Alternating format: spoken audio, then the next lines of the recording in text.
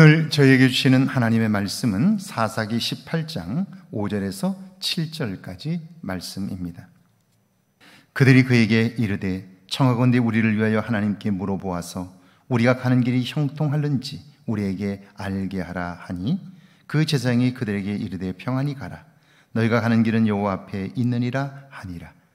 이에 5 사람이 떠나 라이스에 이르러 거기 있는 백성을 본즉 염려 없이 거주하며 시돈 사람들이 사는 것처럼 평온하며 안전하니 그 땅에는 부족한 것이 없으며 부를 누리며 시돈 사람들과 거리가 멀고 어떤 사람과도 상종하지 아니함이라. 아멘. 하나님의 말씀입니다. 할렐루야. 하나님의 도우심이 오늘도 저와 여러분의 삶에 있기를 제 이름으로 축원합니다. 러시아와 우크라이나의 전쟁은 명백한 사실이 있고 그럼에도 불구하고 생각해 보아야 할 지점이 있습니다. 명백한 사실은 러시아의 침공으로 인하여 수없는 생명이 죽어가기에 그 자체가 악입니다. 그러므로 비난받아 마땅합니다.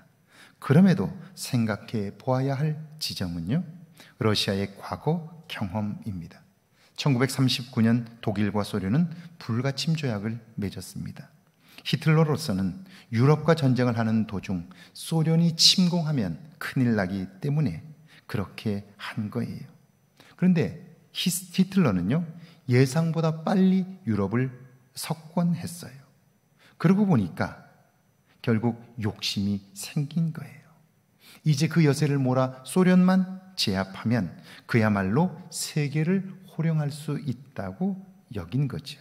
결국 독일의 히틀러는요, 불가침 조약을 파기했고요, 소련을 침공합니다.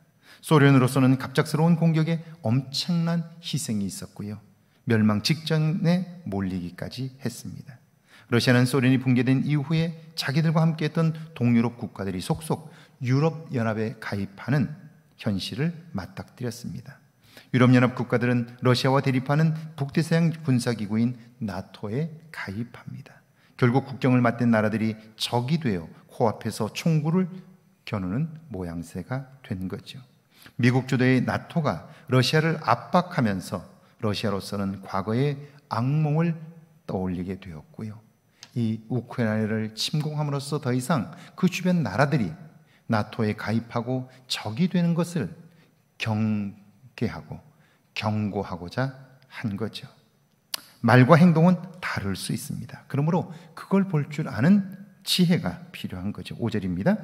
그들이 그에게 이르되 청하건대 우리를 위하여 하나님께 물어보아서 우리가 가는 길이 형통할는지 우리에게 알게 하라 하니 이때 그들은 단지파 정탐꾼들입니다. 그들은 땅을 분배받았지만 그곳 그 땅의 원주민들을 정복하지 못함으로 땅을 모두 빼앗겼어요. 그래서 유리하다가 결국 새로운 정착할 땅을 찾고 있는 거죠. 그 얘기할 때 그는 에브라임 산지 미가의 집에서 제사장으로 활동하던 베들레헴 출신 청년 레위인입니다. 그러니까 레위지파 제사장으로는 일하는 소리에 단지파 청년들은 그에게 묻습니다. 우리가 지금 거처할 땅을 찾고 있습니다. 지금 계획한 일이 하나님의 축복하실 일인지 하나님께 물어주십시오 그래요. 단지파 사람들의 이런 행동은 굉장히 신앙적인 모습 같아요. 그런데 아닙니다. 성경에 보면 단지파 사람들이 살았던 도시들은 모두 다 우상 숭배의 중심지였습니다. 그들은 단과 베델에 금송아지를 만들어 이것이 우리를 애굽에서 인도하신 여호와 하나님이라고 숭배했어요. 그러니까 그들이 하는 말만 가지고는 그들의 신앙을 알 수 없는 거죠. 미가집의 제사장 레위 청년 역시 마찬가지입니다. 6절입니다. 그 제사장이 그들에게 이르되 평안히 가라. 너희가 가는 길은 여호와 앞에 있느니라 하니라. 그 청년은 미가 집안의 제사장이었는데요, 미가는 개인 신당을 가지고 있었어요. 그리고 그 신당 안에는 은을 부어 조각하고 그리고 만들어 세워놓은 신상이 있는데요, 여러분, 우상의 형체도 하나님은 세우지 못하도록 하셨어요. 그런데 지금 이 미가의 집은 은으로 우상을 만들었고요, 그 일을 하고 있는 거예요. 그런데도 제사장 된 이 레위 청년은 그걸 제지하지 않아요. 가르치지 않아요. 그러니까 잘못된 신앙을 고쳐주어야 할 자리에 있었음에도 불구하고 그러지 않은 거예요. 왜냐하면 그는 미가에 의해서 고용된 제사장입니다. 그 집에서 월급과 의복을 받기 때문이지요. 평안히 가라, 너희가 가는 길은 여호와 앞에 있느니라. 말은 굉장히 신앙적이고 은혜로워요. 그런데 그에게는 그 말을 책임져 주실 하나님이 없습니다. 아니, 묻지도 않은 거죠. 그러니까 하나님에게서 멀어져 있는 거죠. 그가 제사장이냐 은혜로운 말을 하느냐보다 더 중요한 것은 그가 정말 하나님의 인정을 받고 있느냐는 거예요. 하나님과의 관계가 돈독하냐 하는 거죠. 7절입니다. 이에 5사람이 떠나 라이스에 이르러 거기 있는 백성을 본즉 염려 없이 거주하며 시돈 사람들이 사는 것처럼 평안하며 안전하니 그 땅에는 부족한 것이 없으며 부를 누리며 시돈 사람들과 거리가 멀고 어떤 사람과도 상종하지 아니함이라. 그들은 레위 청년 제사장의 신앙과 그가 믿는 하나님에 관해서는 관심이 없습니다. 그러니까 그들은 자신들의 눈에 좋아 보이는 대로 판단해요.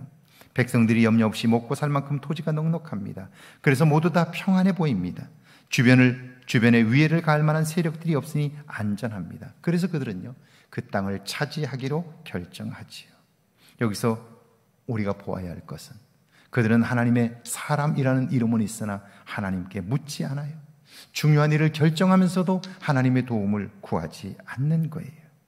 결국 우리가 새로운 달 첫날인 오늘 이 한 달에 이루실 하나님의 일들을 기대하는 일은 굉장히 중요하고요.